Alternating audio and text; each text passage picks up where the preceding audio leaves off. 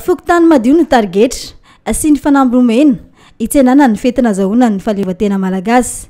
Toy ny isan-taona dia manantanteraka fanadiovana faobe hatrany ny fokontany tsirairay avy. Androany dia manentana ny vahoaka ao ny fokontany adidininy sy fokontany tsara mandrotsam-bany ny amin'ny fandaminana ho atao.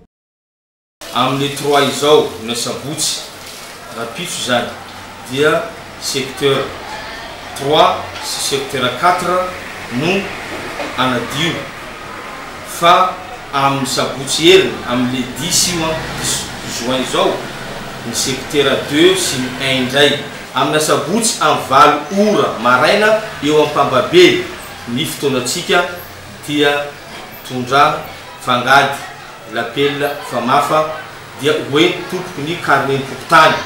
Mitaky ny fiaraha-miasany eo anivon'ny BMH ny se fokontany tsara mandrotsam-bany. Mangataka zay andriamatoa italien BMH mba mila fiaraha-miasa aminao mikasika an'izay DDT zay.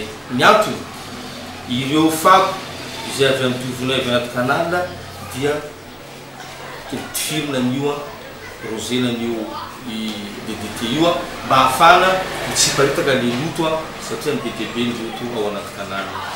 Miantso ny vahoaka amin'ny fokontany tsara mandrotsam-bany ny se fokontany mba sa mametaka ny sainam-pirenena malagasy.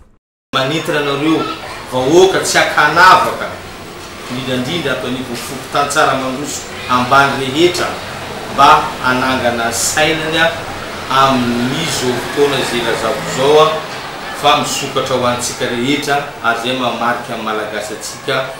Mianga avy aty anivon'ny fokontany ny fahadiovan'ny tanàna iray manontolo.